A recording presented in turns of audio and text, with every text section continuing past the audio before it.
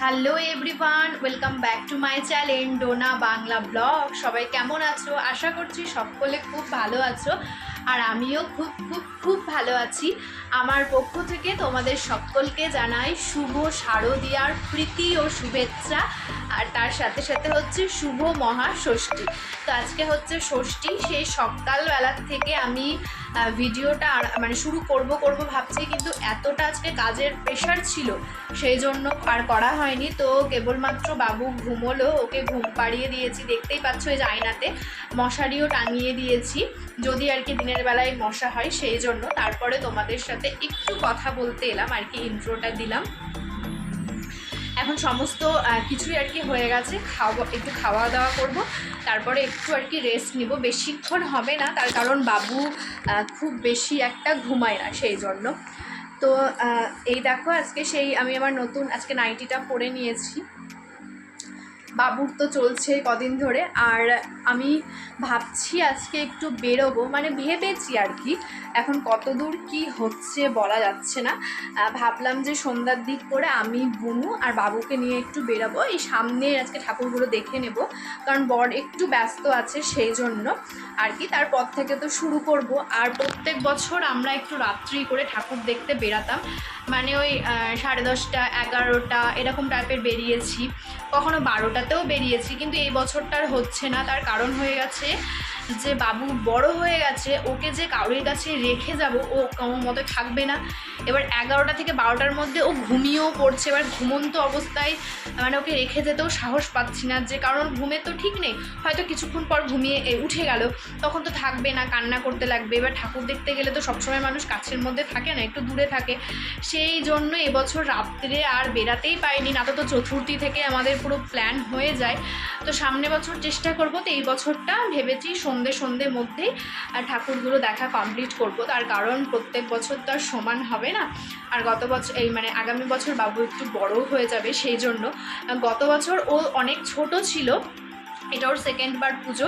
তো গত বছর তোমাদের সাথে ভিডিও শেয়ার করেছিলাম, আর তখন না মা বাবার কাছে রেখে আমরা কিন্তু গত বছর বেশ ভালো ঘুরেছি, অনেক রাত্রি করে ঘুরেছি, কিন্তু এই বছরটার হচ্ছে না, ও যেহেতু বড় হয়ে গেছে। তো চলো ঠিক আছে, এমনি তো ঠাকুর দেখে নেবই, সারা রাত নাইবা ঘুরলাম। তো চলো ঠিক আছে, এখনকার মতো এইটুকুটাই, তোমাদের সাথে আবার পরে দেখা করছি। পরে বলতে গেলে যে আবার কখন দেখা করব তার ঠিক নেই, তার কারণ ছেলে উঠে গেলে সমস্ত সময়টা ছেলেকেই দিতে হয়, সেই জন্য আর কি। তো চলো ঠিক আছে, আমিও খাওয়া দাওয়া করে নিই, তোমরা খুব ভালোভাবে পুজো কাটাও। এখনকার মতো এইটুকু, আবার পরে কথা বলছি। হ্যালো বন্ধুরা, তো গুড ইভিনিং। এখন গুড ইভিনিংও বলা যায় না, একবারেই যে সন্ধ্যাবেলা হয়েছে তা না। জানো কটা বাজে এখন? 4:30। আর আমার বাবু প্রায় 3টের আগে উঠে বসে আছে। তো যাই হোক, তোমাদের সাথে এখন কথা বলতে আসলাম, তার কারণ তোমাদেরকে একটা জিনিস শেয়ার করব।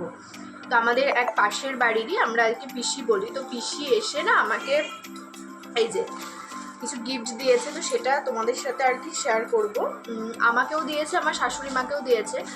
তো যেটা আমাকে দিয়েছে সেটা দেখাচ্ছি, দেখো পিসি এই যেটা খুকুমণি একটা আলতা দিয়েছে,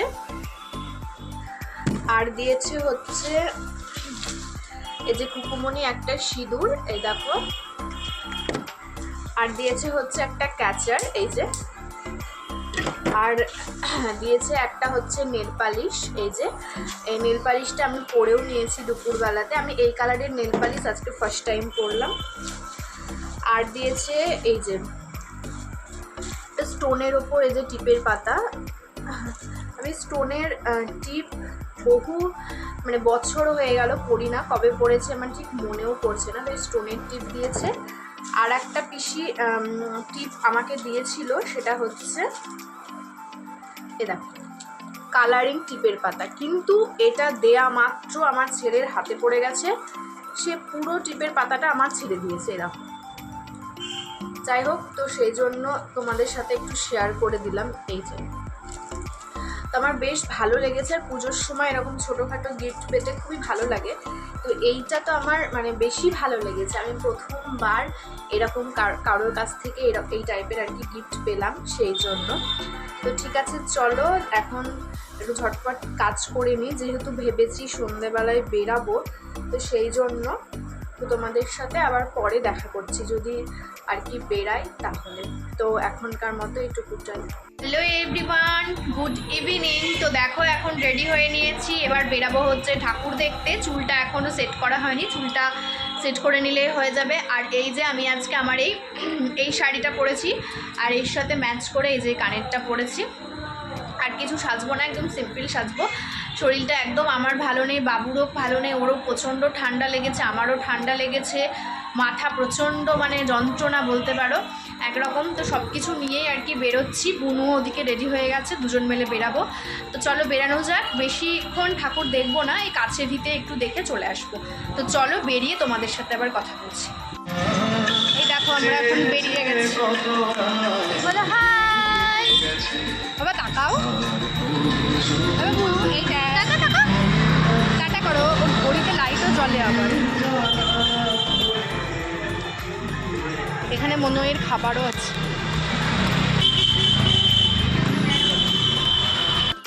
তো দেখো এই যে আমরা চলে এসেছি এক জায়গার মণ্ডপে। তো এখানে একটু বসেছিলাম, তার কারণ হচ্ছে এত গরম পড়েছিল ষষ্ঠীর দিন যে কি বলবো। তো সেই জন্য ফ্যান চলছিল বলে আমরা একটু বসেছিলাম।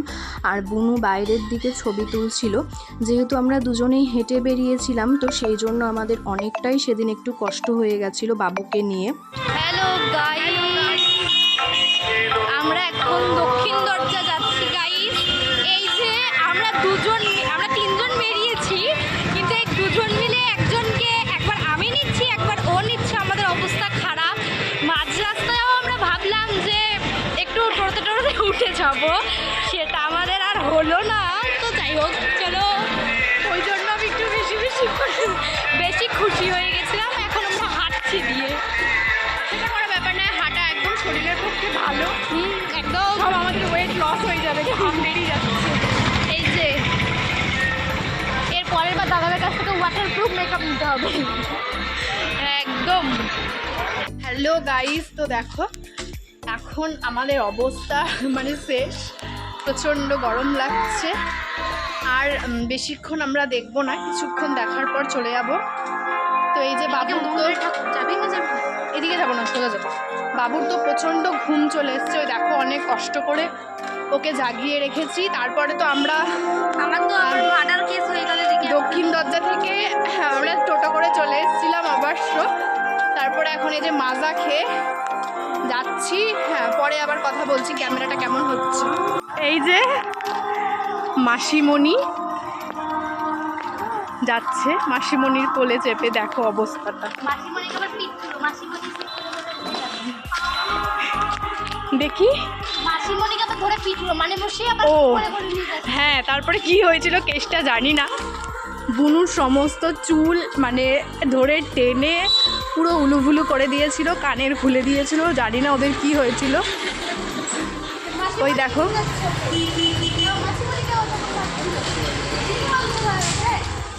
তাও আমরা টোটো করে অনেকটা রাস্তা চলে এসেছি বলে আর পারছি না, প্রচণ্ড গরম। শীতকাল হলে তাও পারা যায়। চলো আবার পরে কথা বলি।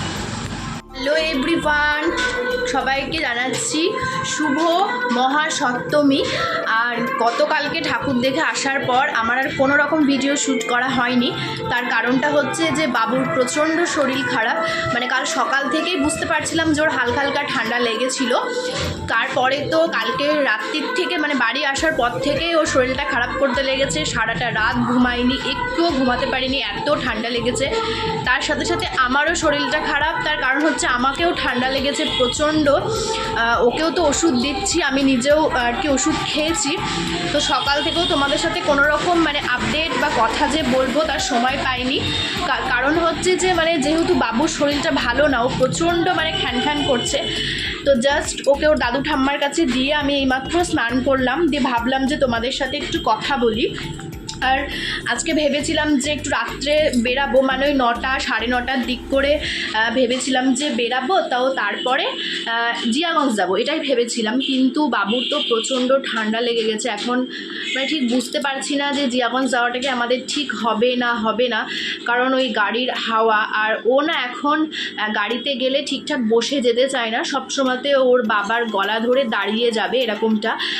আর তারপরে তো এখন রাস্তাতে প্রচুর লাইট থাকবে, কোনো মতেই বসতে চাইবে না, সেই জন্য মানে ভীষণ টেনশনে আছি। আর পুজোর মধ্যে না এরকম শরীর খারাপ হলে ভালোও লাগে না। আমাদের বড়দের হলে যাও বা ঠিক আছে, ও তো একদম বাচ্চা, সেই জন্য সকাল থেকে আরও মনটা খারাপ, যে কত মানে ভেবেছিলাম আর কি যে ঘুরবো একটু, পুজো মানে তো তাই, মানুষ আনন্দ করবে, ঠাকুর দেখবে, ঘুরবে। এখন দেখা যাক কত দূর কী হচ্ছে। তো তোমরা ভিডিওটা দেখতে থাকো, যদি যাই তো তোমাদের সাথে তো অবশ্যই শেয়ার করব। তো চলো এখনকার মতো এইটুকুটাই, আবার ওকে নিয়ে আসি, ও ওখানে আছে, ঠিক আছে। হ্যালো ফ্রেন্ড, তো দেখো এখন আমরা রেডি হয়ে বেরিয়ে পড়েছি সপ্তমীর দিন রাত্রেবেলায়। আর সেদিনকে আমরা না বেরিয়েছিলাম ওই 10টার দিক করে, আমি, বুনু, আমার বর আর বাবু, এই 4জন মিলেই আমরা বেরিয়েছিলাম। আর সেই দিনকে আমরা লালবাগের মধ্যে আর কি ঠাকুর দেখেছিলাম, যেই ঠাকুরগুলো আর কি মানে খুব সুন্দর হয়েছিল, যেগুলোতে লাইন পড়েছিল সেগুলোকে দেখে নিয়েছিলাম। তো আজকে আমি পরেছি আমার মা যেই চুড়িদারটা পুজোতে দিয়েছে, পাকিস্তানি সালোয়ার স্যুট, সেটাই পরেছি। আর এখানটাতে দেখো আমি যে কি কথা বলছিলাম সেটা এই মুহূর্তে আমার মনে নেই। আর তাছাড়াও হচ্ছে যে যদি ভয়েসটা দিতাম তো পাশে এত জোরে গান বাজছিল, তো কপিরাইট আসছিল, সেই জন্য আমি ভয়েসটা স্কিপ করে গেছি। আর আজকে আমাকে দেখতে কেমন লাগছে অবশ্যই তোমরা কমেন্ট করে জানিও। আমার শরীরটা খুব একটা ভালো ছিল না, প্রচণ্ড ঠান্ডা লেগেছে, মানে আসতেই ইচ্ছে করছিল না। কিন্তু যেহেতু আমাদের বাঙালির সবথেকে বড় উৎসব, না আসলেই না, সেই জন্য আর কি বাড়িতে একদমই থাকিনি, বেরিয়ে পড়েছিলাম। আর এই দিকে দেখো আমরা এই প্যান্ডেলটা যত সম্ভব ওই কুর্মিতলার অগ্রদূত সংগ্রহের কামাখ্যার যে মন্দিরটা করেছিল সেটাই এখন দেখতে এসেছি। আর ওখানে যাওয়ার পরই না হঠাৎ করে কারেন্ট চলে যায়, যখন আমরা লাইনে দাঁড়িয়েছিলাম তখনই মোটামুটি আধা ঘন্টা কি 1.25 ঘন্টা মতো আমরা ওখানে ছিলাম, লাইন থেকে দাঁড়িয়ে প্যান্ডেল দেখা পর্যন্ত সমস্তটাতেই কারেন্ট ছিল না। তো অন্ধকারের মধ্যেই আমরা আর কি মায়ের দর্শন করেছি, তো তাতেই আমাদের ভীষণ ভালো লেগেছে দেখে। তো আজকের মতো ভিডিওটা এখানেই শেষ করছি, যতটুকু পারলাম ষষ্ঠী আর সপ্তমী তোমাদের সাথে শেয়ার করলাম। তোমাদের ভিডিওটা কেমন লেগেছে অবশ্যই তোমরা কমেন্ট করে জানিও। ভিডিওটা ভালো লাগলে লাইক কমেন্ট করো, চ্যানেলটিকে সাবস্ক্রাইব করে দিও।